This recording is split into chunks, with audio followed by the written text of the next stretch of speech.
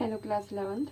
आज आपका नया चैप्टर स्टार्ट हो रहा है सम्मिश्र संख्याएं और द्विघाती समीकरण। इसमें पहला टॉपिक है सम्मिश्र संख्याएं। तो उसको देखने के लिए आप समझने के लिए देखिए क्या मैंने यहाँ पर जो इक्वेशन लिखी है x² + 4 = 0 को आप सॉल्व कर सकते हो।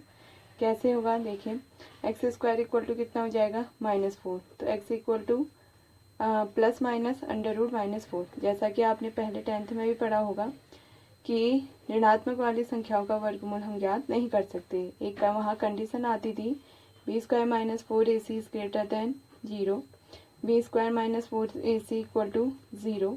इन दो के लिए आप समीकरण को हल करके मूल ज्ञात करते थे। लेकिन जब कंडीशन आती थी b² - 4ac is less than 0 तो वहाँ आप कहते थे काल्पनिक है। तो यहाँ पर भी वही चीज़ है कि जब आपके पास अंडर रूट के अंदर नेगेटिव संख्या या नेगेटिव नंबर आ जाएगा तो आप उसे हल नहीं कर सकते हो। अब उन्हीं को हल करने के लिए हम यहाँ पर यूज़ करते हैं सम्मिश्र संख्या का। ठीक है, इसका मतलब ये है कि हमारे वास्तविक संख्या के समुच्चय में कोई भी नंबर ऐसा संभव नहीं है जिसका वर्ग -4 है, क्योंकि x² है यानी कोई एक संख्या का वर्ग कितना होना चाहिए -4, जो कि संभव नहीं है क्योंकि आपने पढ़ा है नेगेटिव और पॉजिटिव सभी संख्याओं का वर्ग क्या होता है, धनात्मक होता है। तो वास्तविक संख्याओं के समुच्चय में ऐसा भी कोई मान संभव नहीं है जिसमें ये समीकरण जिसके लिए संतुष्ट हो जाए, मीन्स x² का जो मान है वो -4 हो। तो इसके लिए क्या किया था, सबसे पहले एक आइलर थे गणितज्ञ, उन्होंने वास्तविक संख्या के लिए यहाँ पर -1 का जो वर्गमूल था उसे आयोटा शब्द के फर्स्ट लेटर आई से लिखा, यानी आई से डिनोट किया वर्गमूल ऑफ -1। तो i = कितना हो गया, वर्गमूल -1। तो अब इसी से एक फॉर्मूला निकलेगा यहाँ पर। कैसे देखें, i बराबर आपके पास है √-1, तो i² बराबर i × i यानी -1। i³ निकालिए, i³ को हम i² × i लिख सकते हैं। i² की वैल्यू -1 आई तो कितना हो गया, -i। i⁴ निकालिए, i⁴ को हम i² का क्या लिख सकते हैं, स्क्वायर। i² की वैल्यू -1 है तो +1 हो जाएगा, -1 का स्क्वायर +1। i⁵ निकालिए, i⁵ निकाला तो इसे हम i⁴ × i कह सकते हैं। i⁴ का मान 1 है तो इसका मान हो गया i। i⁵ निकालिए, i⁵ × i means i × i कितना हो जाएगा, i² जिसकी वैल्यू होती है -1। i⁵ निकालिए, i की पावर कितना हो जाएगा, 6 × i। i⁵ का मान -1 × i = -i, राइट। ऐसे ही i⁴ निकालेंगे तो i⁴ का स्क्वायर कह सकते हैं, मीन्स 1। i⁹ को हम कह सकते हैं i⁵ 3 × 3, यानी i⁵ का मान कितना आया था, -i। या आप इसे ऐसा ना लिखते हुए सीधे लिख सकते हो i⁵ 8 × i। i⁵ 8 का मान 1 था तो कितना आ जाएगा, इसका आंसर i। और i⁵ 10 अगर हम निकालते हैं i⁵ 9 × i मीन्स i² बनेगा, मीन्स कितना हो गया, -1। ऐसे अगर हम कुछ नेगेटिव भी निकाल लें, जैसे i⁵ -5 निकाला तो इसे हम i⁵ 1/i⁵ लिख सकते हैं, यानी i⁵ 4 × i। i⁵ का मान कितना था, 1, तो कितना हो गया, 1/i। अब इस 1 को हम क्या लिख सकते हैं, यहाँ पर हम लिख सकते हैं i से ऊपर नीचे गुणा कर दीजिए, i/i² हो जाएगा, i² की वैल्यू -1 तो -i हो जाएगा। तो अब यहाँ से क्या फॉर्मूला निकल रहा है ये देखिए। अगर हम देखते हैं i⁴ और i⁴ का मान 1 है, मीन्स अगर i⁴ में 4 की गुणज कोई संख्या आती है तो उसका मान कितना हो जाएगा, 1। ठीक है, फिर ऐसे ही अगर 4 की गुणज के साथ एक संख्या अधिक हो, मीन्स जैसे 4 और 8 था, 4 दूनी फिर कितना हो जाएगा, 4 का गुणज 4 × 4 धन 1 5, यानी i⁵ 5। ऐसे i⁵ 9, तो इनकी वैल्यू देखिए आपको कितनी आ रही है, i। तो i⁵ 4 का गुणज +1 है तो उसकी वैल्यू हमेशा क्या होगी, i होगी। और ऐसे ही अगर i⁵ 4 के +2 है, मीन्स 4 + 2 6 वाले का मान कितना आ रहा है, -1। और ऐसे ही i⁵ 4 के +3 है तो उसका मान हो जाएगा -i। तो यहाँ से एक फॉर्मूला निकलता है जहाँ के होगा जो इंटीजर, यानी ऋणात्मक धनात्मक कुछ भी संभव है, क्योंकि यहाँ पे देखिए i⁵ -5 का मान भी कितना आया, -1 -i। तो हम इसके लिए याना लेंगे, राइट, नहीं सॉरी याना। आई की पावर 4 के प्लस 3 वाला। तो इससे क्या पता चला, आई की पावर पहला 4 के 4 का गुणज है तो 1 आ रहा है इसका मान, आई की पावर 4 के प्लस 1 है तो आई की पावर 4 के प्लस 2 है तो -1, और आई की पावर 4 के प्लस 3 है तो आई की पावर नहीं माइनस आई। अब देखिए जैसे मैं कह रही हूँ आपसे, यहाँ पर आई की पावर 41 का मान निकालिए, 41 का, तो हम इसे 4 के गुणज में तोड़ते हैं, मीन्स 4 × 10 + 1 लिख सकते हैं, राइट।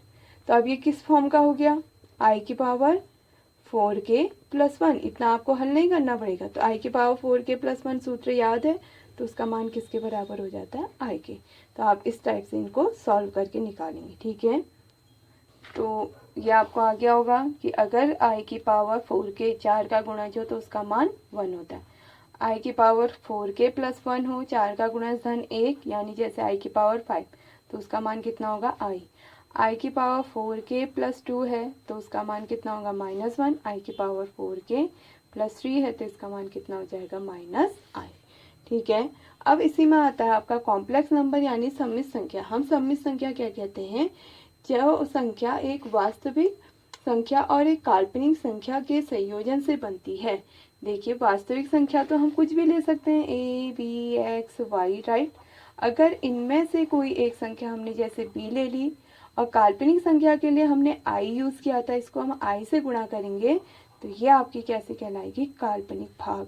इसको हम काल्पनिक संख्या या काल्पनिक भाग बोलेंगे जब वास्तविक संख्या के साथ i क्या आ जाएगा, इनटू में। तो सम्मित संख्या हम कहते हैं कि कोई, या हम एक चीज और समझ आती है कि प्रत्येक काल्पनिक संख्या को काल्पनिक इकाई i और वास्तविक संख्या के गुणनफल के रूप में व्यक्त किया जाता है। a, b, x, y ये सब आपके वास्तविक संख्याएं हैं, लेकिन इनमें से जिसमें भी i से गुणा हुआ होगा वो टर्म आपका काल्पनिक संख्या या काल्पनिक भाग कहलाती है। अब सम्मित संख्या हम क्या कहते हैं, किसी वास्तविक संख्या और काल्पनिक संख्या के संयोजन से जो आपकी संख्या बनती है उसे हम कॉम्प्लेक्स नंबर सम्मित संख्या कहते हैं, जिसे z से निरूपित करते हैं। या अगर हम x y के रूप में लिखना चाहें तो z = होता है x + ib, जहाँ पर i y, जहाँ x और y तो वास्तविक है लेकिन x वास्तविक भाग और i y काल्पनिक भाग होगा। तो इसलिए जो संख्या एक वास्तविक संख्या और एक काल्पनिक संख्या के संयोजन से बनती है उसे हम क्या कहते हैं, सम्मित संख्या कहते हैं। इसे स्मॉल z से निरूपित किया जाता है। तो अभी फिलहाल हम जितना भी हमने पढ़ा उससे रिलेटेड प्रश्नावली 5.1 के कुछ क्वेश्चन सॉल्व करते हैं, उसके अतिरिक्त फिर आपको सिखाया जाएगा, ठीक है।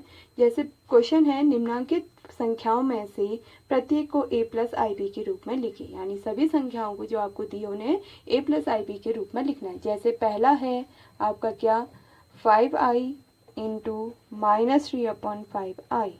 तो देखिए पहले 5 से 5 क्या हो गया, कैंसिल, i × i कितना हो गया, i², तो ये कितना हो जाएगा, -3i²। अब चूंकि हमें पता है i² की वैल्यू अभी आपने पढ़ी थी -1 होती है, तो -3 × -1 तो कितना हो जाएगा, ये 3। अब हमें इसे तो a + ib के रूप में लिखना है, लेकिन i वाला टर्म नहीं है तो हम इसे क्या लिखेंगे, 3 + 0i, क्या लिखेंगे, 3 + 0i, ठीक है। ऐसी सेकंड में उसने कहा है i की पावर 9 + i की पावर 19 का मान निकालिए। इसको देखिए अब भी फॉर्मूला बताया था, इनको जो बड़ी से बड़ी घातें आती है उनको 4 के गुणज में तोड़ के लिखिए। 9 को हम क्या लिख सकते हैं, 8 + 1, क्योंकि 4 दूनी 8, और 19 को क्या लिख सकते हैं, 16 धन 3, राइट। तो अब क्या बन गया, ये i की पावर 4 × 2 + 1, और यहाँ हो गया i की पावर 4 × 4 + 3। तो अब आपने फॉर्मूला पढ़ रखा है, i की पावर 4k + 1 अभी बताया था कितना होता है i, और i की पावर 4k + 3 कितना होता है, -i, राइट।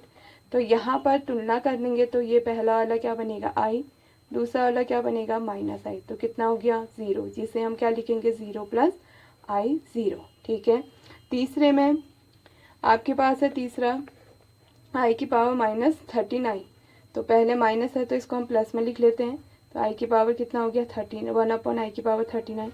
i की पावर 39 को हम 36, क्योंकि 4 के टेबल में आता है, धन 3 लिख सकते हैं। तो किस फॉर्म का हो गया ये, 4 × 9 + 3, 4k + 3 का फॉर्म क्या था, -i, तो 1/, आई हो जाएगा। लेकिन इसमें ये ध्यान रखना कभी भी अपॉन में आई नहीं लाया जाता है, तो आई से ऊपर नीचे गुणा कर दीजिए, आई अपॉन आई स्क्वायर बनेगा।